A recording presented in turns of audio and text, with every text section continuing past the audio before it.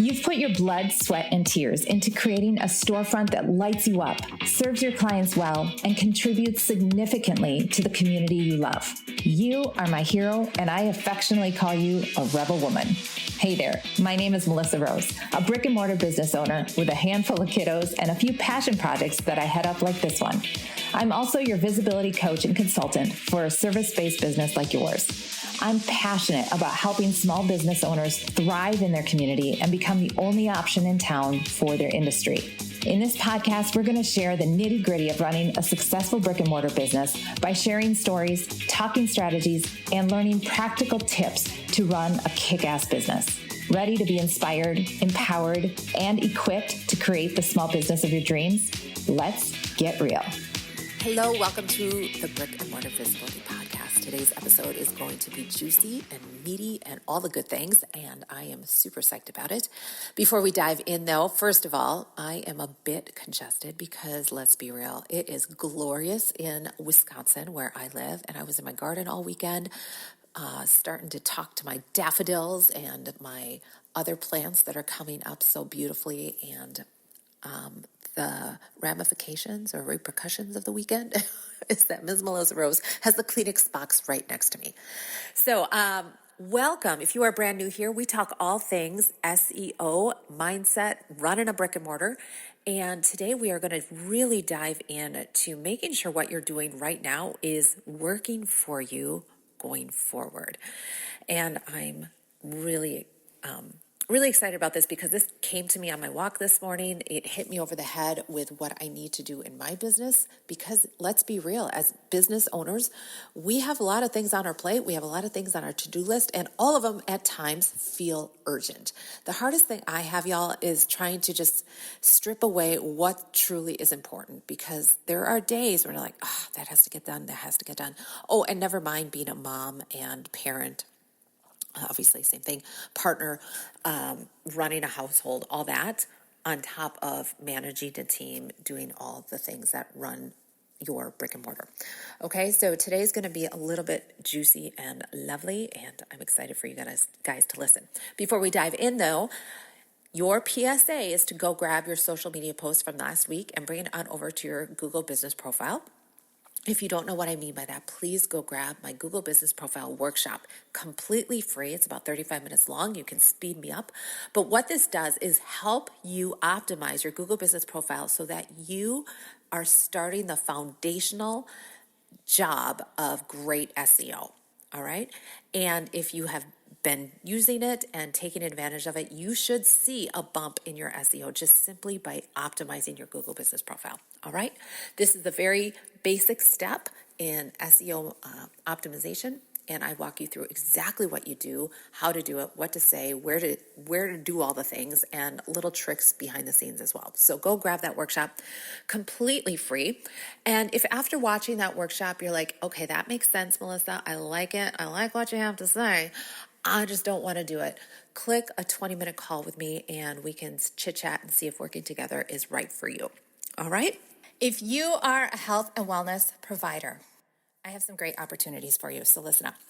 The first one is if you are local to the St. Croix Valley. So Hudson, Wisconsin, Stillwater, Minnesota, Woodbury, River Falls, that area. If you are a health and wellness provider specializing in mind, body, and soul, I invite you to be part of Healthy in the Valley. Healthy in the Valley is a great way to amplify your brand, your business, your services and offerings by partnering with Healthy in the Valley. Healthy in the Valley is the area's best wellness providers and resources in the St. Croix Valley, all in one place.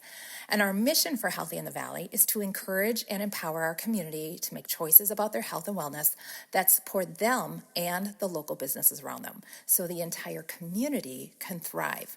If that sounds like something you want to learn more about, please go to healthyinthevalley.com. And then just scroll down a little bit and you'll see a blue button that says Become a Member of Healthy in the Valley. Click that button and you will see all the features and benefits of being part of this organization. And it's also a really great introductory way to work with me over the course of 6 months. So check it out if you are a health and wellness provider in the St. Croix Valley. Now, if you're a health and wellness provider nationwide, worldwide, I have an offer for you. This is from past podcast guest Joanna Sapir. She has a workshop from May 6th to the 10th called Empowered Practitioner Event, and this is the third time she's offering it. It's 5 days of sessions designed to help wellness practitioners create a resilient business that attracts high-quality clients and creates steady, predictable income in their practice. If you're interested, the link is below, but it's joannasapir.com/empowered. Again, just scroll through the show notes here and click on it. It'll take you right to our landing page. It's a free workshop geared to help those health and wellness providers. Now, into today's podcast. For those of you that don't know, I am a studio owner. I have been a studio owner for 15 years. I have 5 kids. I'm a single mom, and my plate is full, as is yours. I know you are, because we all are high achievers and we like to do a lot of things. And as I was taking my walk this morning, I really genuinely record my podcast in real time because I just want it to be real and passionate each time. And I was taking my morning walk this morning at 5:30 and listening to a podcast myself. I'm getting my learning on. And James Clear was on this podcast. If you have not read Atomic Habits, you must. It is a must read for business owners. I am being bossy. I am shooting you. And this book is brilliant in how he lays out foundations. So the podcast host that I was listening to, I have no problem. Dave Ramsey, I was listening to Entre Leadership. I just love his podcast.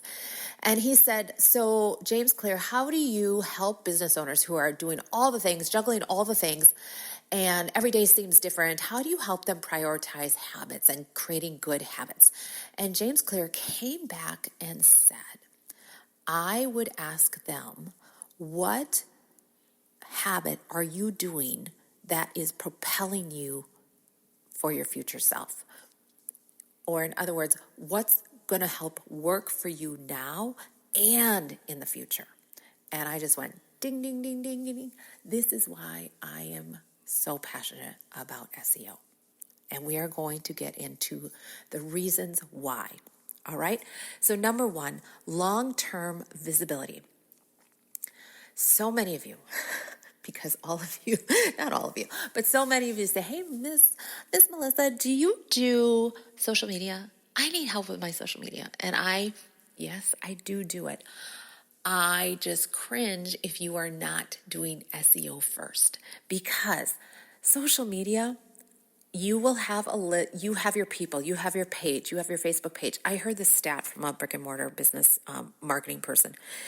And if you have under 10,000 followers, about 6% of your people see your posts.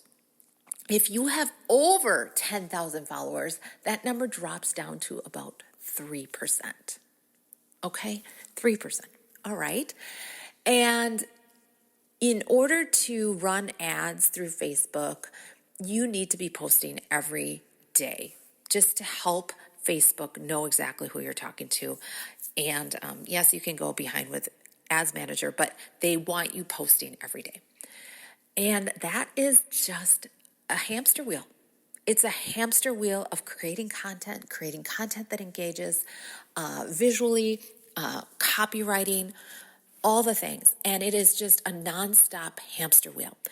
Where SEO, you guys, when you do a blog post with keywords that are right for your people, that lives on your website and it doesn't disappear. It doesn't get hidden. Same thing with podcasting here. Podcasting is lifelong. Like, people can come back to this years and years later.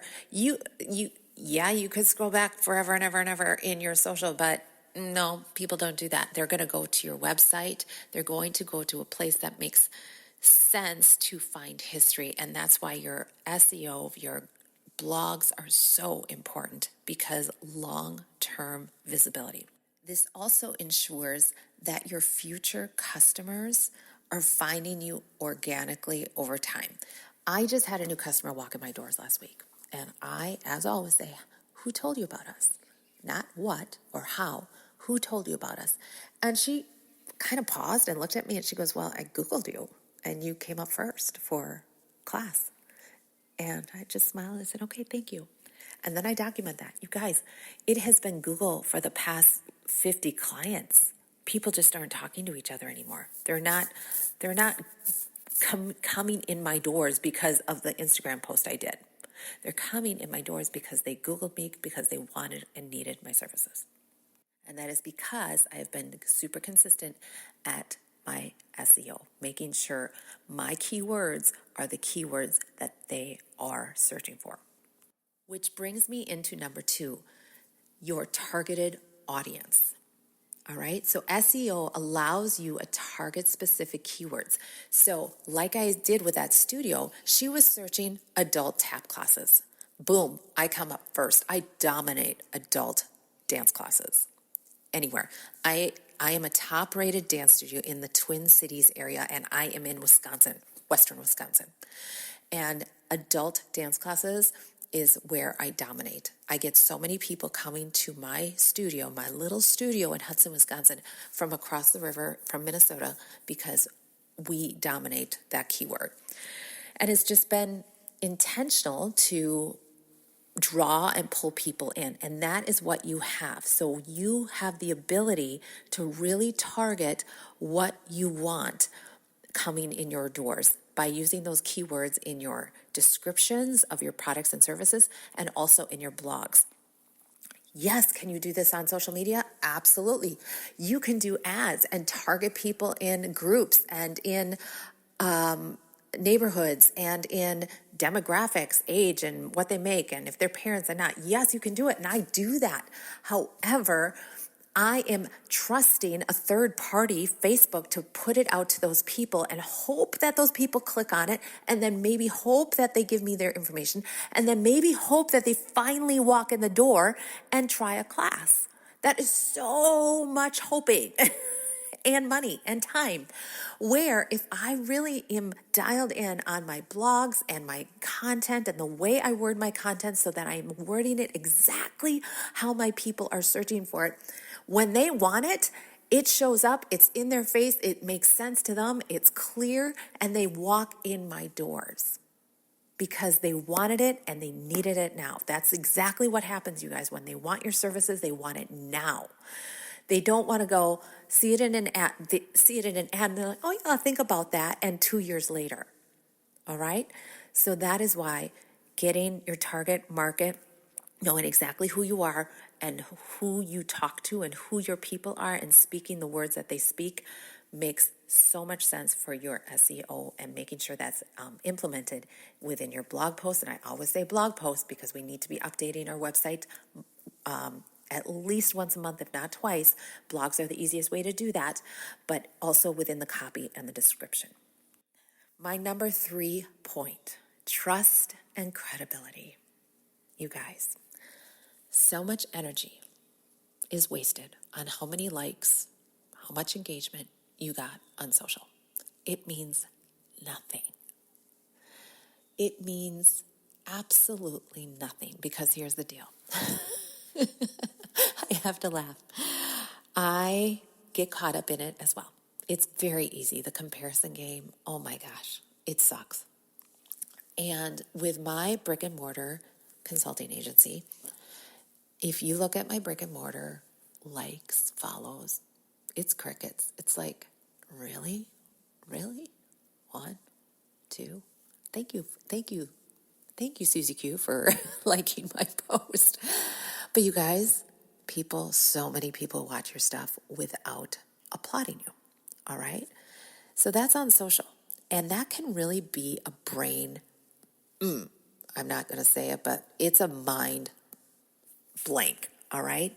And when you're growing a business and wanting people to approve and seek and like you, that can really mess with you, all right? Now, keep in mind, I've been in business 15 years with my brick-and-mortar studio. It's the same over there. A few likes here and there. However, you go to Google, you search what we have, we are hands down top-rated studio. And we have that with stellar 5-star reviews. 5-star reviews across the board. We have over 130, I think 8 right now, and my closest competition has 46. You guys, when people are searching for you, those Google reviews are gold. You can't do that on social. You can go vet them on social, and that's what most people do. They'll Google you, and then they'll go maybe click on your social just to make sure that you're active or see the latest post. They're not really caring how many people liked it. They're just wanting to make sure you're still in business and, okay, it all lines up. So that is why I really invest in a system within my studio business to make sure that we are consistently getting those Google reviews, and it's not 50 at one time. They trickle in monthly, and they are pertinent to what we do and connecting to future clients. So that is why trust and credibility is built with that Google business profile, because when you come up first and the people shout you out for you, it's a no-brainer. It's a no-brainer for people to walk in your doors and check your services. Now I want to talk about cost. If you are going to do anything, it's going to cost you. One of my coaches said it's going to cost you either way. It's going to cost you with your time or with your money. So which do you want to use? And chances are you're going to use a little bit of both either way, right? So with SEO, there usually is an upfront cost of time if you're going to do it yourself. This is going to take some time. All right. Let's say you're hiring it out. You're going to pay an agency, and it's going to be a chunk of change up front. You're going to be like, okay, all right. You might think twice before investing. However, that is working on your keyword optimization. It's getting things lined up and properly labeled, your meta tags, properly descriptions labeled out. You're going to have blog posts written, possibly. It's all going to work for you, and it's going to work for you in the future. Like once you get this set up, same with your Google business profile. Once you get it set up, it is pretty much cut, copy, paste, leave it alone, check in quarterly, check in yearly. Yes, there are things you can do weekly, like I suggest to you, your Google business profile update, but you don't have to do it daily, all right? Now, social media, there is a definite cost there if you do ads.